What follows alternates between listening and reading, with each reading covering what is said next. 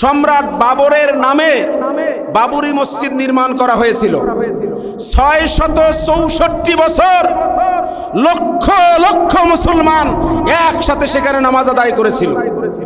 কিন্তু অত্যন্ত পরিতাপের বিষয়, 664 খ্রিস্টাব্দে 664 বছর পরে 1992 সালে ওই তথাকথিত হিন্দু সাধুরা ওরা নাকি স্বপ্নে দেখেছে এই বাবরি মসজিদের নিচে রামের জন্মস্থান রাম মন্দির ছিল। এই জন্য তারা মুসলমানদের হৃদয়ের স্পন্দন বাবরি মসজিদকে তারা ভেঙ্গে চুরমার করে দিয়েছিল। কথা বলেন ঠিক কিনা? সেদিন গোটা বিশ্বের মুসলমানদের হৃদয়ে রক্তক্ষরণ হয়েছিল, ঠিক কিনা? তারা সেই মসজিদ ভেঙে সেখানে রাম মন্দির তৈরি করেছিল। আলহামদুলিল্লাহ, আলহামদুলিল্লাহ, খুব বেশি দিন নয়, 1992 সাল আর এখন 2025, এই মাত্র 33 বছর ব্যবধানে আপনারা জানেন মুর্শিদাবাদে সেখানে একজন হুমায়ুন কবির নামে একজন মুসলিম মর্দে মুজাহিদ, তিনি আবারও সেই বাবরি মসজিদের ভিত্তিপ্রস্তর স্থাপন করেছেন। কথা বলেন ঠিক কিনা? সেই মসজিদে আলহামদুলিল্লাহ গতকালকের জুমায় লক্ষ লক্ষ মুসল্লিরা সেই জায়গায় খোলা আকাশের নিচে উন্মুক্ত পরিবেশে তারা সালাতুল জুমার নামাজ আদায় করেছিল। বলুন আল্লাহু আকবার। কিন্তু সেই নতুন বাবরি মসজিদ নির্মাণের ষড়যন্ত্র ওই হিন্দুত্ববাদীরা করতেছে। হুমায়ুন কবির বলেছেন এই মসজিদ নির্মাণের টাকা লাগবে 300 কোটি। কত কোটি? 300 কোটি। আল্লাহর এক বান্দাই দিয়েছে 80 কোটি টাকা। তিনি বলেছেন, তার বক্তব্য আমি শুনেছি, আমি কল্পনাও করি নাই যে এত টাকা মানুষ দিবে। ছোট্ট ছোট্ট বাচ্চা, শিশু, কিশোর, যুবক, বৃদ্ধ, আবাল বৃদ্ধ বনিতা সকলে কেউ 2টা-4টা করে ইট দূর দূরান্ত থেকে কাঁধে কাঁধে এনে দিচ্ছে, সিমেন্টের বস্তা এনে দিচ্ছে, এই মসজিদ নির্মাণে শরিক হচ্ছে। কথা বলেন ঠিক কিনা? কারণ কি হবে? মসজিদ নির্মাণের শরিক হলে কাল কিয়ামতে কি হবে? তার জন্য প্রাসাদ কেমনে হবে? উদাহরণ দিয়েছি, ঠিক কিনা বলেন? এখনো ওই মসজিদের এই হুমায়ুন কবিরকে তার দল থেকে বহিষ্কার করে দিয়েছে এবং সেই মসজিদ নতুন বাবরি মসজিদের ব্যাপারে ষড়যন্ত্র চলছে ওই হিন্দুত্ববাদীরা। কথা কোন ঠিক কিনা?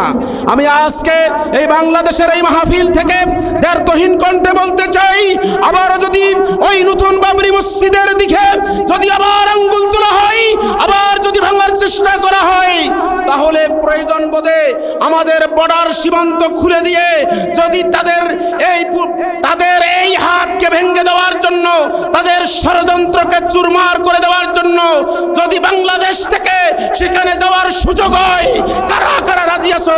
দু হাত তুলে আল্লাহকে দেখিয়ে দাও। এই কোরআনুল কারীমের মধ্যে কোনো ভুল আছে? সন্দেহ সংশয়ের কোনো অবকাশ নাই। কেন বললেন নাই? কয়েকদিন কোরআনুল কারীমের ভুল ধরার চেষ্টা করছিলেন? করি নাই। কেন করি নাই আমরা? কারণ আমরা মুমিন। কারণ আমরা কি? মুমিন। এই কোরআনুল কারীমের সূরা বাকারার শুরুতে এই কোরআনের রচয়িতা যিনি, সেই মহান রব্বুল আলামিন সূরা বাকারার শুরুতেই চ্যালেঞ্জ ছুড়ে দিয়ে বলছেন, যালিকাল কিতাবু লা রাইবা ফি হুদাল লিল মুত্তাকিন। This is the book whereof there is no doubt a guidance to those who are al-muttaqin. এই কিতাব এমন কিতাব যেই কিতাবের মধ্যে ভুল তো দূরের কথা, ভুলের কোনো অবকাশ নাই। এই কিতাব হলো মুত্তাকিনদের জন্য হেদায়েত। আমরা মুমিন, তাই আল্লাহর এই কথাকে মেনে নিয়েছি, বিশ্বাস করেছি। এই জন্য আমরা বলতেছি কোরআনুল কারীমের কোনো ভুল নেই। কিন্তু যারা মুশরিক, কাফির মুশরিক, বেঈমান যারা, বেঈমানের গোষ্ঠী যারা, ওরা কি এই আল্লাহর কথাটাকে অত সহজে মেনে নেবে? না, তারা মেনে নেয়নি। এই জন্য যুগে যুগে পৃথিবীতে বড় বড় মনীষী, বড় বড় পণ্ডিত যারা, তারা কোরআনুল কারীমের ভুল ধরার চেষ্টা করেছিল, ঠিক কিনা বলেন? কিন্তু মজার বিষয় হলো, যারা এই ভুল ধরার চেষ্টা করেছিল, এই কোরআনুল কারীমের মুজেজায় কোরআনুল কারীমের কাছে মাথা নত করে কালেমা পড়ে মুসলমান হয়েছে। বলুন সুবহানাল্লাহ। তাদের মধ্যে একজন হলো ডক্টর মরিস বুকাইলি, ফ্রান্সের বিখ্যাত সার্জন ডক্টর মরিস বুকাইলি, মোম স্পেশালিস্ট, ফ্রান্সের বিখ্যাত সার্জন। তিনি কোরআনুল কারীমের ভুল ধরার জন্য 5 বছর কোরআন নিয়ে গবেষণা করেছিলেন। গবেষণা করার পরে কুরআনুল কারীমের মধ্যে কোনো তথ্য উপত্যের দিক থেকে ডক্টর মরিস বুকাইলি কুরআনুল কারীমের একটাও ভুল ধরতে পারেন নাই। চিৎকার দিয়ে বলেন সুবহানাল্লাহ। কালেমা পড়ে মুসলমান হয়েছেন। মুসলমান হওয়ার পরে এই কুরআনুল কারীম সম্পর্কে একটা চমৎকার মন্তব্য করেছেন, বলবো?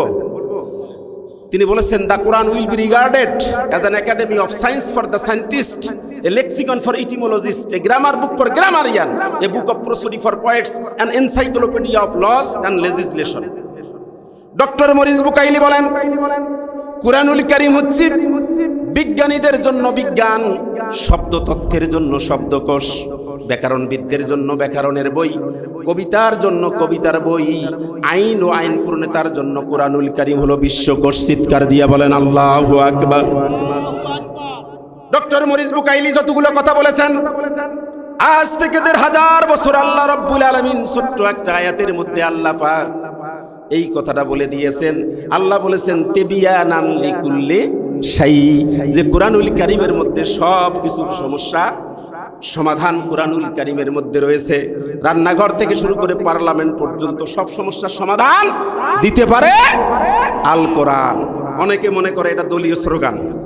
তাহলে বুঝা গেল, আমি যে কথাটা আপনাদেরকে বুঝাতে চাচ্ছি, যে বুঝা গেল কুরআনুল কারীম হলো একটা শ্রেষ্ঠ কিতাব, যার মতো আর শ্রেষ্ঠ কিতাব নাই। এখন একটা প্রশ্ন হলো, এত শ্রেষ্ঠ কিতাব, সম্মানিত কিতাবের মধ্যে যেই পিঁপড়ার কোনো দামই নেই, সেই পিঁপড়ার নামে আল্লাহ পাক কেন একটা সূরা দিলেন?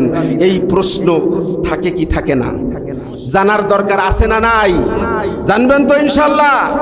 কারা কারা জানবেন একটু দু হাত তুলে একবার তাকবীর দিয়ে বলেন তো। মাশাআল্লাহ, জাযাকাল্লাহ। আমি যে 3টি আয়াতে কারিমা আপনাদের সামনে তেলাওয়াত করেছি, এই 3টে আয়াতের মাধ্যমেই, এই 3টে আয়াতের মধ্যেই আমরা খুঁজে পাবো সেই প্রশ্নটার উত্তর। আল্লাহ রাব্বুল আলামিন বলেন, ওয়ারিসা সুলাইমানু দাউদা। সুলাইমান আলাইহিস সালাতু ওয়াস সালাম দাউদ আলাইহিস সালাতু ওয়াস সালামের ওয়ারিস হলেন। এবার বলেন তো, দাউদ আলাইহিস সালাম এবং সুলাইমান আলাইহিস সালামের এর সম্পর্কটা কি? বাপ ছেলে। এখন সুলাইমান আলাইহিস সালাম বাবা দাউদ আলাইহিস সালামের ওয়ারিস হলেন। কিসের ওয়ারিস? সম্পদের? না না, নবীরা সম্পদের ওয়ারিস হন না। নবীরা ওয়ারিস হন নবুয়তের, রাজত্বের, ইলমের। কিসের ওয়ারিস হন? নবুয়তের, রাজত্বের, ইলমের। এইখানে একটা তথ্য দিয়ে রাখি, বনি ইসরাইলেরা সর্বমোট ৪১৮ বছর ফিলিস্তিন শাসন করেছিল। তন্মধ্যে ৮০ বছর ইমানি শাসন আর ৩৩৮ বছর হলো কুফরি শাসন। মজার ব্যাপার হলো, এই ৮০ বছর ইমানি শাসনের ৪০ বছর দাউদ আলাইহিস সালামের আর ৪০ বছর হলো সুলাইমান আলাইহিস সালামের। বলুন আল্লাহু আকবার। তাহলে সুলাইমান আলাইহিস সালাম ওয়ারিস হলেন তার পিতা দাউদ আলাইহিস সালামের। ওয়ারিস হওয়ার পরে সুলাইমান আলাইহিস সালাতু ওয়াস সালাম জাতির উদ্দেশ্যে একটা ভাষণ দিলেন। সুলাইমান আলাইহিস সালাম বলতেছেন, কয়লে ইয়া আইয়ুহান নাসু উল্লিমনা মানতিকাত তায়র। ও আমার জাতির লোকেরা, আমাকে পাখির ভাষা শিক্ষা দেয়া হয়েছে। কিসের ভাষা? সুলাইমান আলাইহিস সালামকে আল্লাহ পাখির ভাষা শিক্ষা দিয়েছেন। একটা পাখি এক স্থান থেকে যখন আর এক স্থানে উড়াল দেয়, যাওয়ার পথে আর এক পাখির সঙ্গে যে কথাটা বলে, সুলাইমান আলাইহিস সালাম সে কথাটাও বুঝতে পারে। শুধু তাই নয়, ওয়া উতিনা মিন কুল্লি শাই, আল্লাহ রাব্বুল আলামিন আমাকে সব কিছু থেকে দিয়ে দিয়েছে। রাষ্ট্র ক্ষমতা, একটা রাজত্ব পরিচালনার জন্য যত ধরনের উপকরণ লাগে, অস্ত্র শস্ত্র, বাহিনী, সেনাবাহিনী, যত বাহিনী দরকার আল্লাহ সব দিয়েছেন। এখানে আর একটা তথ্য দিয়ে রাখি, এই গোটা পৃথিবীর বাদশা ছিলেন মোট 4 জন ব্যক্তি। কয়জন ব্যক্তি? 2 জন কাফির, 2 জন মুমিন। কাফির 2 জন, একজন হলো নমরুদ, মিস্টার নমরুদ, আর একজন হলো বখতে নসর। আর 2 জন মুমিন, একজন জুলকারনাইন আর একজন হলেন সুলাইমান আলাইহিস সালাম। তাহলে বলেন তো, সুলাইমান আলাইহিস সালামকে আল্লাহ পাক রাজত্ব দিয়েছিলেন বাংলাদেশের মতো ছোট্ট একটা দেশের, না গোটা পৃথিবীর? তাহলে যারা বলেন কুরআনুল কারীমের মধ্যে রাজনীতি নাই, কি নেতারা বলে না, অনেক অন্য দলের নেতারা বলে না যে কোরআনে রাজনীতি নাই? তাহলে বলেন তো, রাজনীতি করাটা যদি খারাপ কাজ হতো, তাহলে রাষ্ট্র পরিচালনা করা কাজটা যদি খারাপ হতো, তাহলে আল্লাহ পাক সুলাইমান আলাইহিস সালাতু ওয়াস সালামকে গোটা পৃথিবীর বাদশা বানিয়ে দিতেন। হ্যাঁ, তাহলে সুলাইমান আলাইহিস সালামকে গোটা পৃথিবীর বাদশা বানিয়ে দিয়েছেন। সুতরাং কুরআনুল কারীমের রাজনীতি করা এটা নামাজ রোজার মতো কি ফরজ, এটা জায়েজ না, ফরজ। আল্লাহ রাব্বুল আলামিন এত বড় রাজত্ব দিয়ে দিলেন, এত বড় রাজত্ব পেয়ে তিনি কখনো অহংকার করেন নাই? অহংকার করছেন? কোনো অহংকার করেন নাই। আর আমাদের বাংলাদেশ, পৃথিবীর মানচিত্রে বাংলাদেশ এত বড় একটা দেশ, খুব বড় দেশ। পৃথিবীর মানচিত্র দেখেন, সেখানে বাংলাদেশ, বাংলাদেশ লিখতে যে কয়টা বর্ণ লাগে, ওই বর্ণ কয়টাই ঠিক মতো লেখা যায়। তাহলে কত বড় দেশ! এই দেশটার ক্ষমতা পেয়ে একবার যদি কেউ ক্ষমতার চেয়ারে বসে, হাই রে অহংকার, মানে আর নামতেই চায় না। হ্যাঁ, কত আন্দোলন করে নামা লাগে, টার্গেট দেয় 40 সালের আগে নামবো না। কি ঠিক কি বলছি? অহংকার করে না? না করে? করে। কিন্তু অহংকার যারা করে তাদের পতন হয় কি হয় না?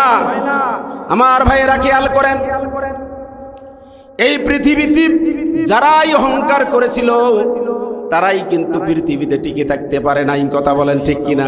গোলাপকে বলা হলো, গোলাপ তুমি এত সুন্দর কেন? কয় এটা আমার সৌরভ। তাহলে তোমার গায়ে এত কাটা কেন? কয় এটা আমার অহংকার। কয় তাহলে তুমি ঝরে পড়ো কেন? কয় কারণ অহংকার পতনের মূল। ঠিক কিনা বলেন? যারা অহংকার করে 40 সাল পর্যন্ত টার্গেট দিয়েছিল, তাদের পতন হয়েছে কি হয় নাই? শুধু তাদের পতন নয়, যুগে যুগে যারাই অহংকার করেছিল তাদের সেই মসনদ তছনছ করে আল্লাহ তাদেরকে ধুলোয় মিশিয়ে দিয়েছেন। কথা বলে ঠিক কিনা? এজন্য তো কোরআনের পাখি আল্লামা সাইদি বলেছিলেন, ফুলের মালায় আত্মহারা হইও না যারা ক্ষমতায় থাকো।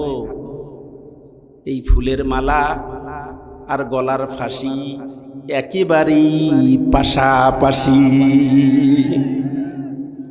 আল্লামা সাইদি কি আল্লাহর ওলি ছিলেন!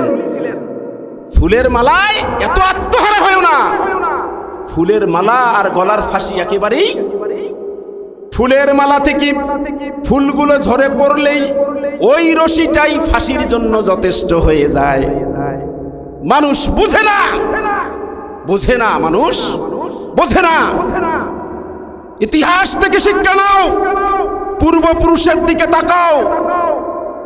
আল্লাহর দ্বীনের কর্মীদের উপর যারা আঘাত করেছে, আঘাত করার চেষ্টা করেছে, তাদের গোষ্ঠী শুদ্ধ আল্লাহ সাফ করে দিয়েছেন। কথা কোন ঠিক কিনা?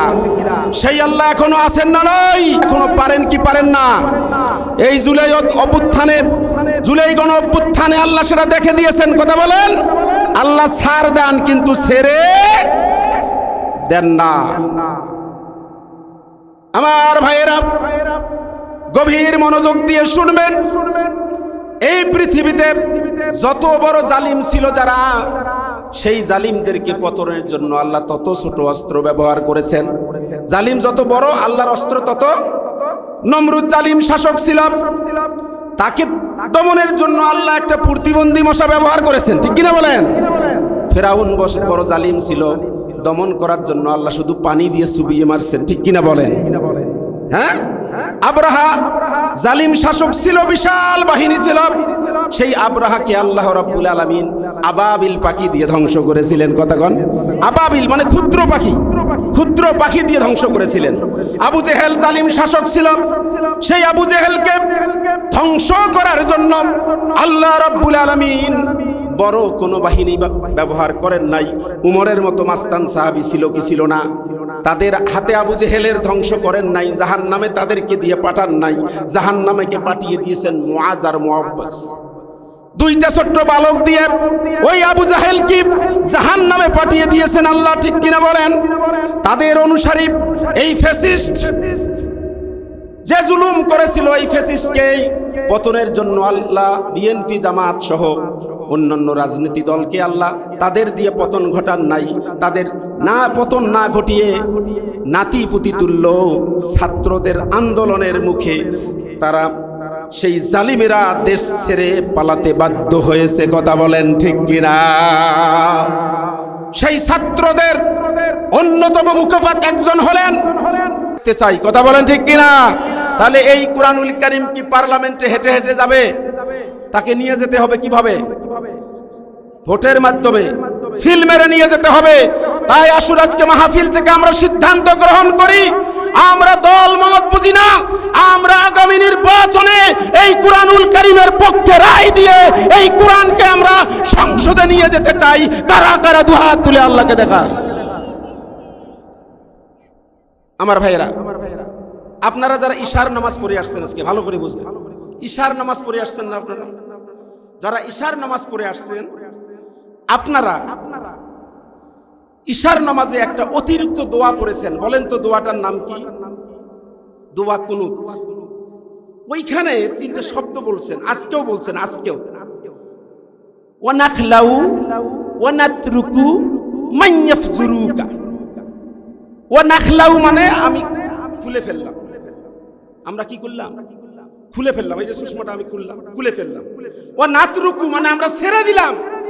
মান ইয়াফজুরুকা, যারা আপনার বিরুদ্ধে, কোরআনের বিরুদ্ধে, ইসলামের বিরুদ্ধে যারা অবস্থান গ্রহণ করে তাদেরকে আমরা ছেড়ে দিলাম। এই ঘোষণা আজকেও ঈশার সালাতে দোয়া কুনুতে আপনারা পড়ে আসছেন। কথা বলে ঠিক কিনা?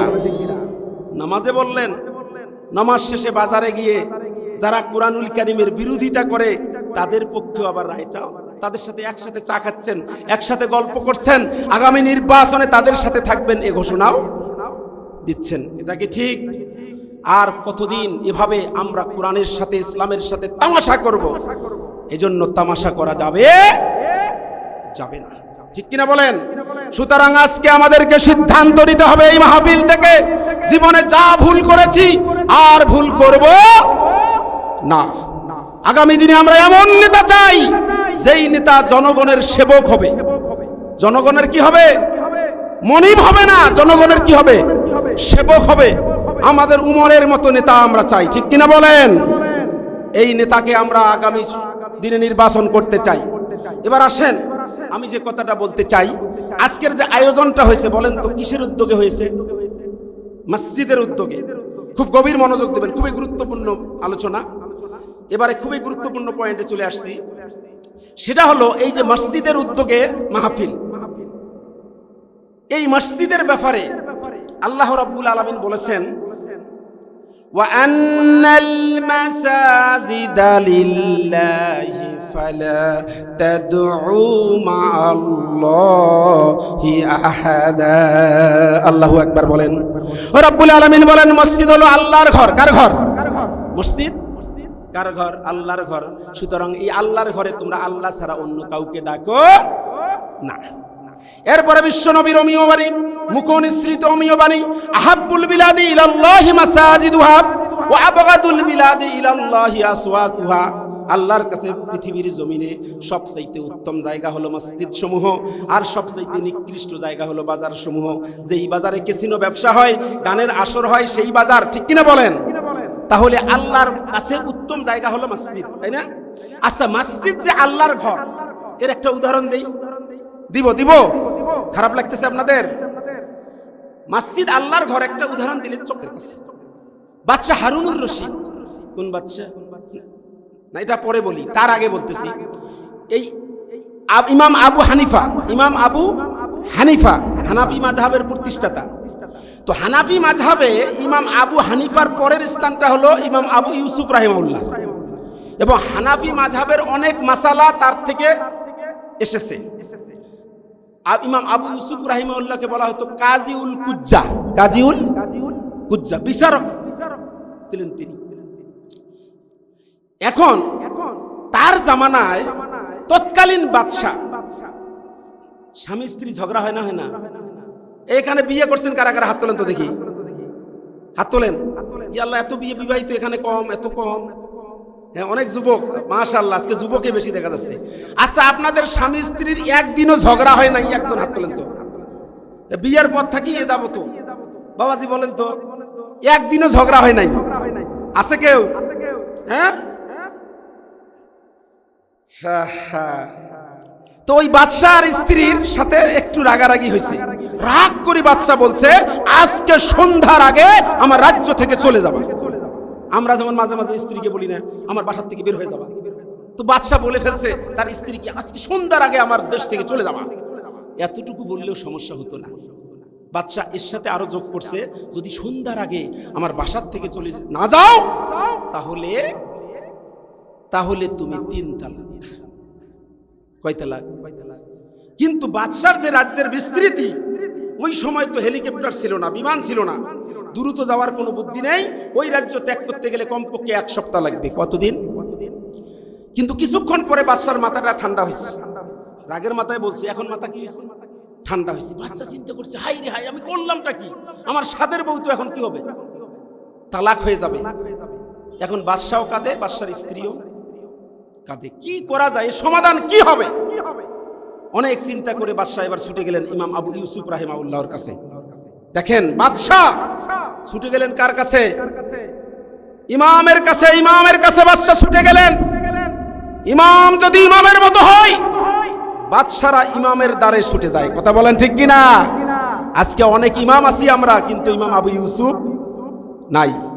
আজকে তথাকথিত অনেক ইমাম আছে, সামান্য পার্থিব জীবনের কিছু স্বার্থের জন্য ওই বাদশাদের দ্বারে দ্বারে আমরা ধর্ণা দেই। কথা বলেন ঠিক কিনা? আবু ইউসুফের কাছে চলে গেছে, যা বলছে, হুজুর মারাত্মক ভুল করে ফেলছি। কি? এই সমস্যা। আমার স্ত্রীকে তো আমি বলেছি সন্ধ্যার মধ্যে যদি আমার রাজ্য ছেড়ে চলে না যায় তাহলে 3 তালাক। ইমাম আবু ইউসুফ রাহিমাহুল্লাহ তাআলা কত মেধাবী ছিলেন দেখেন। বলল যে, বাদশাহ আপনি চলে যান, আপনি কোনো চিন্তা করবেন না, দেখি আমি কি করা যায়। বাদশাহ চলে গেলেন। ইমাম আবু ইউসুফ রাহিমাহুল্লাহ তাআলা বাদশার স্ত্রীকে ডেকে পাঠালেন। বাদশার স্ত্রী চলে আসলেন। তিনি বললেন যে, আপনি সন্ধ্যার আগেই আপনি মসজিদে ঢুকে পড়বেন। কোথায়? মসজিদে। কথা মতো মসজিদে ঢুকে পড়ছে। সন্ধ্যার পরে মসজিদ থেকে বের করছে। করার পরে বাদশাকে ডেকে পাঠাইছেন, বাদশা আসেন, আপনার স্ত্রীকে নিয়ে যান, আপনার স্ত্রী তালাক হয় নাই। সুবহানাল্লাহ বলেন। বাদশা তো অবাক হয়েছে, এটা কি করে সম্ভব হলো? এত অল্প সময়, আমি দুপুর বেলা এই কথাটা বলেছি, সন্ধ্যার আগে তো আমার এই রাজ্য ছেড়ে যাওয়ার কথা না, তাহলে কি করে আমার স্ত্রী তালাক হলো না? বাদশা অবাক হয়ে গেলেন। এবার চলে আসলেন। কিন্তু ইমাম আবু ইউসুফ রাহিমাহুল্লাহ বাদশাকে বলতেছেন, বাদশা আপনার স্ত্রী সত্যি তালাক হয়নি। কারণটা হলো, আমি আপনার স্ত্রীকে সন্ধ্যার আগে মসজিদের মধ্যে ঢুকে দিয়েছি, সন্ধ্যার পরে বের করে নিয়েছি। তার মানে হলো আপনার রাজত্ব গোটা পৃথিবী জুড়ে হতে পারে, আপনার রাজত্ব, আপনার আইন সবখানে খাটতে পারে, কিন্তু মসজিদে আপনার কোনো আইন চলে না। কারণ হলো, আন্নাল মাসাজিদা লিল্লাহি ফালা তাদউ মাআল্লাহি আহাদা। আল্লাহু আকবার। কারণ মসজিদ হলো আল্লাহর ঘর। কার ঘর? এখানে বাদশার বাদশাহী খাটে না, কারণ সেখানে মনিব আর চাকর একই কাতারে থাকে। ঠিক কিনা বলেন? প্রিন্সিপাল আর পিয়ন একই কাতারে। পিয়নের পাশে প্রিন্সিপালের কাছে পিয়ন দাঁড়াইছে, তাকে কি সরে দেবে? ক্ষমতা আছে, কারণ ক্ষমতা নাই এই কারণে মসজিদ, ওখানে আইন চলে কার? এই পৃথিবীতে 2টা জায়গা আছে যেখানে গেলে মানুষের আলাদা কোনো পরিচয় থাকে না। এই যে প্রিন্সিপাল হুজুরের কোনো পরিচয় থাকে না, আমি সহকারী অধ্যাপক, আমার কোনো পরিচয় নেই। মসজিদে ঢুকলে আমরা সবাই কার গোলাম? আর একটা জায়গা আছে, বলেন তো সেটা কোথায়? কবরে। আপনার যত পরিচয় হোক, কবরে ঢুকলে আপনার কোনো আর পরিচয় নাই, আপনি আল্লাহর গোলাম। মরার পরে আপনি লাশ, সবাই লাশ। ঠিক কিনা বলেন? তাহলে মসজিদ আল্লাহর ঘর। হুজুর চমৎকার একটা হাদিস বলেছেন, এই মসজিদ কি এমনি এমনি তৈরি হবে না বানাতে হবে? মান বানা লিল্লাহি মাসজিদান বানাল্লাহু লাহু বাইতান ফিল জান্নাহ। হুজুর বললেন নাই, যে ব্যক্তি পৃথিবীতে মসজিদ বানাবে তার জন্য আল্লাহ কি করবেন? জান্নাত বানাবেন। এর একটা উদাহরণ দিই। খারাপ লাগতেছে আপনাদের? খারাপ লাগতেছে? শুনবেন। এবার আসেন ওই যে বাদশাহ হারুনুর রশিদের কথা বলছিলাম। বাদশাহ হারুনুর রশিদ তিনি সিদ্ধান্ত নিলেন একটা মসজিদ নির্মাণ করবেন। কি করবেন? মসজিদ নির্মাণ করবেন। কিন্তু মসজিদ নির্মাণ করার আগে তিনি জাতির উদ্দেশ্যে একটা ভাষণ দিলেন। বললেন, আমি একটা মসজিদ নির্মাণ করব, কিন্তু শর্ত হলো ওই মসজিদে 1টি টাকাও কেউ দিতে, বুঝছেন শর্তটা? বুঝছেন? মসজিদে 1টি টাকাও কেউ দিতে পারবেন না। আপনারা শুধু ইবাদত করবেন, শুধু আল্লাহর গোলামি করবেন, 1টি টাকাও দেবেন না। ঘোষণা দিয়েছেন। মসজিদের কাজ শুরু হয়ে গেছে, মসজিদ নির্মাণ করা শেষ হয়েছে, মসজিদ উদ্বোধন হয়েছে। হওয়ার পরে বাদশা হারুনুর রশিদ একদিন স্বপ্নে দেখেন তার কাছে জিবরিল আমিন চলে এসেছে। ফিরিস্তা চলে এসে বলতেছে, ও বাদশা হারুনুর রশিদ। ফিরিস্তা এসে বলতেছে, বাদশা হারুনুর রশিদ, তুমি তো আল্লাহর জন্য মসজিদ নির্মাণ করে দিয়েছো, এজন্য আল্লাহ তোমার জন্য জান্নাতের মধ্যে প্রাসাদ তৈরি করে দিয়েছেন। বলুন সুবহানাল্লাহ। দেখবানি আল্লাহ তোমার জন্য কত সুন্দর জান্নাত বানিয়েছে, দেখবা? হ্যাঁ দেখবো। ফেরেশতা নিয়ে গেছে তাকে। যাওয়ার পরে জান্নাত দেখাইছে, হারুনুর রশিদের বানানো জান্নাতের প্রাসাদ। প্রাসাদ তো মনোমুগ্ধকর, নয়নাভিরাম। জান্নাত তো জান্নাতি, এটা কোনো উদাহরণ দিয়ে বোঝা যাবে? হ্যাঁ, মা লা আইনুন রাআত ওয়ালা উযনুন সামিআত ওয়ালা খাতারা আলা কলবি বাশার। জান্নাতের এমন জান্নাত, জান্নাত যে কত সুন্দর, এটা কোনো চোখ কোনোদিন দেখে নাই, কোনো কান কোনোদিন জান্নাতের বর্ণনা শুনে নাই। মানব হৃদয়, এমনকি মানব হৃদয় এটা কল্পনাও করতে পারবে না জান্নাতটা কত সুন্দর। আল্লাহর হাবিব সাল্লাল্লাহু আলাইহি ওয়াসাল্লাম বলেছেন, জান্নাতের কত দাম তোমরা একটু শোনো। একটা লাঠি জমিনে রাখলে লাঠির মাথাটা জমিনের মধ্যে পড়ে কি পড়ে না? কতটুকু জায়গা জুড়ে? সামান্য একটু জায়গা। একটা লাঠি আপনি জমিনে রাখলেন, ওই যে কতটুকু জায়গা, সামান্য একটু জায়গা। সেই জায়গার মধ্যে এর দাম খায়রুম মিনাদ দুনিয়া মা ফিহা। দুনিয়া এবং দুনিয়ার ভিতরে যা কিছু আছে, যত দামি দামি সম্পদ আছে, এগুলো সব কিছুর চেয়ে জান্নাতে ওই রকম একটা লাঠি রাখার ছোট্ট জায়গার মূল্য এর চেয়ে হাজার হাজার গুণ বেশি। চিৎকার দিয়া বলেন আল্লাহু আকবার। হারুনুর রশিদ তার জান্নাত দেখলেন। দেখার পরে হারুনুর রশিদের জান্নাতটা যেরকম, জান্নাতের প্রাসাদটা ঠিক তার পাশেই সেম একটা প্রাসাদ দেখা যায়। বাদশা হারুনুর রশিদ ভাবছে, ওটাও তো আমার জান্নাতের মতো জান্নাত, ওটাও তো আমারই জান্নাত হবে। এজন্য মারছে দৌড় ওই প্রাসাদে ঢোকার জন্য। কিন্তু দারোয়ান আটকায় দিছে, বলছে এটা আপনার না। বলে এটা তো আমার জান্নাতের মতোই দেখা যায়। বলে দেখা গেলেও হবে না, এটা আপনার না। কয় তাহলে এটা কার? এটা হলো ওই আপনার মসজিদ বানাতে যে মিস্ত্রিরা কাজ করেছিল, সেই মিস্ত্রিদের মধ্য থেকে একটা জোগালির জান্নাত। বলুন সুবহানাল্লাহ। তার নাম ওই জান্নাতের প্রাসাদের মধ্যে লেখা। বাদশা হারুনুর রশিদের স্বপ্ন ভেঙে গেল। স্বপ্ন ভেঙে গিয়ে অবাক হয়ে গেলেন। মসজিদ বানালাম আমি, আর জান্নাত পেল আমার জোগালি। কাম বানালো আমার, মসজিদ বানালাম আমি, কাম বানালো আমার জোগালি। পরের দিন সমস্ত মিস্ত্রিদেরকে দাওয়াত করেছে, সবাই চলে এসছে। সবাইকে আপ্যায়ন করার পরে এবার বলতেছে, তোমাদের মধ্যে আহমদ কার নাম? বলছে যে হুজুর আমার নাম আহমদ।